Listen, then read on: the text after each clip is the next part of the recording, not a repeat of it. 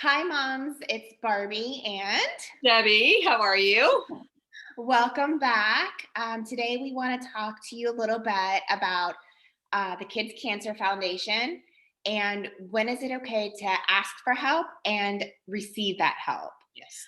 So, first, for me, I just want to share with you what the Kids Cancer Foundation has done for me and what they mean to me.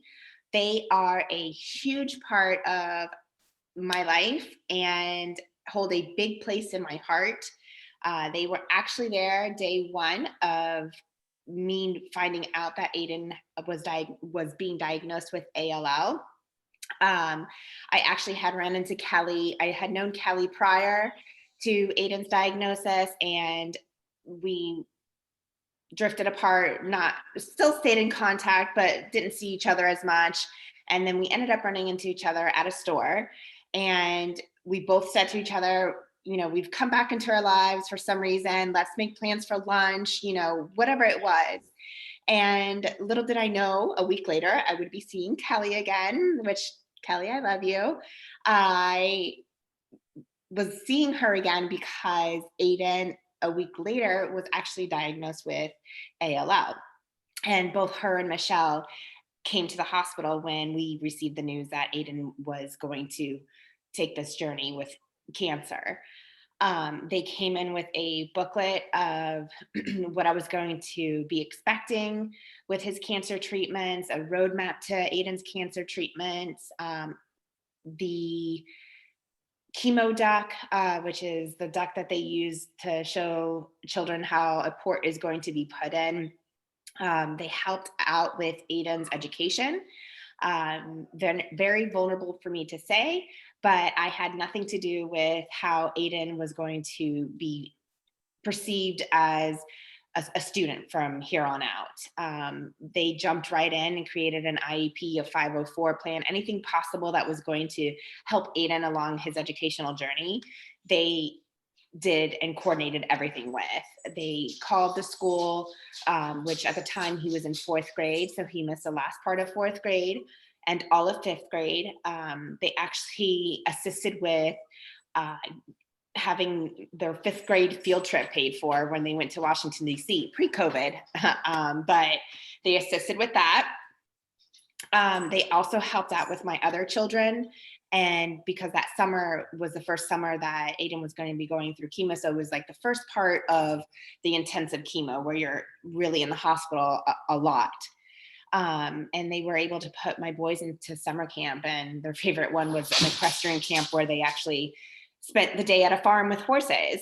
And when they weren't there, they were at the foundation, knowing that they were going to be with people that I knew would be taking care of them and loving on them and being their support was just really, really amazing for me, because I knew that I wasn't going to be able to be in 4 different places at a time.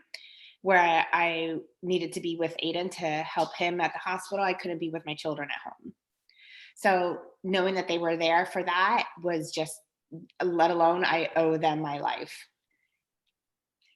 It's very hard to accept help when you're used to being that strong person. I had a very similar experience with the Kids Cancer Foundation as well when my son Sean was diagnosed with cancer, Hodgkin's lymphoma. Michelle, who was one of the founders of the Kids Cancer Foundation, was there, I swear, within minutes of Sean being admitted to the hospital with this big booklet and going through and making sure that we knew exactly what was going to happen. And Michelle, being an RN, and me, I've also in the medical field, it was hard for me because here I am so used to taking control and taking care of the patients, and I had to take that hat off and now be the mom who was accepting the help. I was not giving the help, and that was How one. hard was that for you? It was extremely hard because I I'm the giver. I'm the person who wants to always help everybody else who's in need, and now I'm having to accept that help, and that's really hard for somebody to do that. And I feel blessed because I was given St. Jude, and 960 miles away, here my son and I are, and my family and my friends, my son's friends as well, is in Palm Beach County.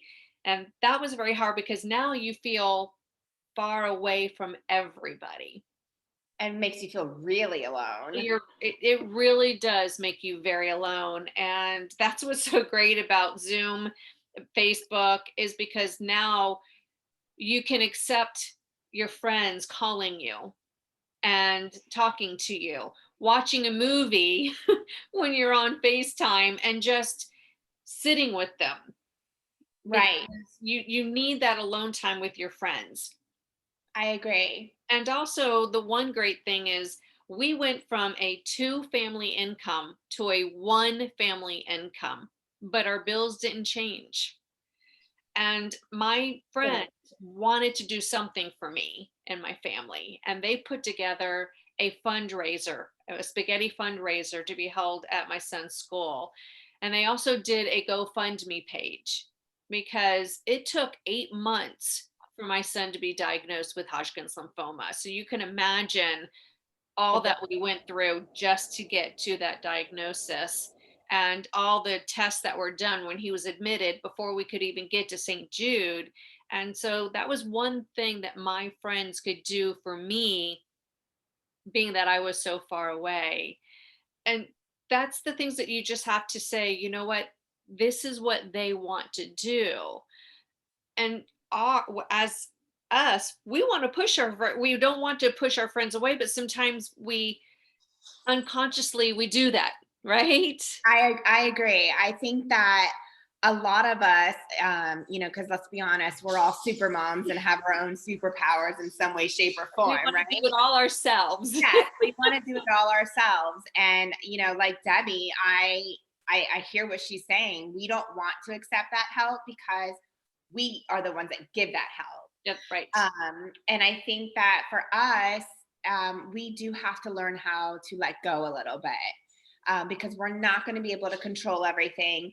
And what we unfortunately end up doing is pushing a lot of people away from us, because they might feel like they're bothering us, or they might feel like we don't want to talk to them, or that we don't want to be a burden on them. And each and every time you say, no, I don't need that, no, I don't need that, they're going to stop asking. And then they're not going to be around anymore. Right. And that's going to push you more into feeling lonely. A black hole, really. And when we don't need that, we No, need our family and friends around because of the fact that they're the ones that are going to keep us lifted. And absolutely. we'll crash. We will crash if we don't. And to be honest with you, and I'll share this with you guys, because that's what we're here to do. Is I have crashed multiple times, and I am sure I will crash again, because it's a big burden to hold, to know that your child is sick and you have absolutely no control over it. None.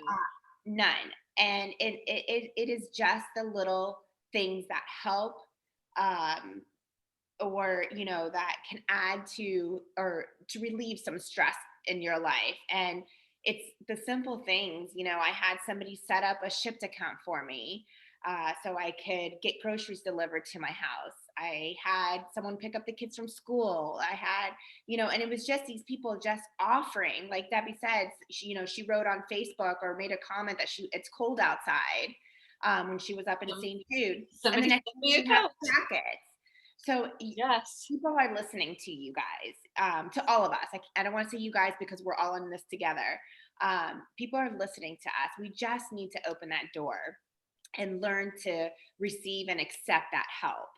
I know that for me, a lot of times I wanted to have that connection. I wanted to know what was going on in the celebrity gossip. I wanted to know what, you know, outfit so and so, was wearing, to their birthday party or whatever it is.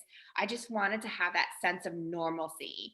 And I feel a lot of times we set up this expectation that, oh, we're the cancer family. We feel or have that persona that everyone just wants to talk about cancer, and that's not always the case. But if you set it up that way, then that's all that is going to be expected. Makes sense? And in reality, if you set it up to where, I just want to be normal, I just want you to come over, watch a movie, drink a glass of wine with me, and let me be who I Yeah, am instead of being that mom who has a kid with cancer. I want to be that person who I was before all this happened. Treat me absolutely. as if I was before. Absolutely. And it's okay. And I'm telling you, it's okay to set those expectations. When someone calls, just say, do you need anything? I just want to come, I want you to come over and watch Gossip Girl with me, or, whatever silly show it is that you want to watch. But I'm telling you that they will be more than willing to do that for you, because they're there to support you. They wouldn't be offering if they didn't want to. Mhm. And with that being said, and hearing our stories and sharing our stories, there's so many ways that you can learn to accept help and things that we may not know ourselves. So if you know of how you can accept help or the way that you want to offer help to somebody, put it in the comments below. We want to hear feedback from you guys, because somebody else is going to be going through this journey that isn't us. Right. And if you have another topic that you would like us to talk about, please put it in the comments below, or private message us if you would like to stay anonymous with this, because we really want to address any struggles that you are having. That's why we are doing this, because we have been through many struggles. I'm 7 years out of having my child, who is now cancer free. But yes, amen. But that's one of the reasons that, we really want to do this, is because I have gone through your struggles, but I haven't gone through every single struggle that all of you have been through. Barbi is still going through the struggle, and she's been going through this for almost 3 years now. Yeah. And we want to hear all the stories. Some of you have gone through the struggles and your child didn't make it. We want to hear about how you went through it so we can help other people. So Absolutely. please tell us your story and tell us how we can help you. Yeah, everyone's struggles are different, and none of them are silly. None of them are, a big deal, because it's a big deal to you. So if it's a big deal to you, it's a big deal to us. Um, this week actually is Cancer Awareness Week. So, we want to show support for that as well. And we are not in this alone. We are in this together. We are stronger together. Stronger together. It's that, group that you are a part of but don't want to be a part of but are a part of. That's us. So we want you to make those comments. If you don't want to be, on here, that's fine. Make an anonymous comment. You can send either one of us a message, but we really do want to hear from you guys, because Absolutely. that's why we're here. So we look forward to hearing from you. And until next time, have a great week. Take care. Bye, guys.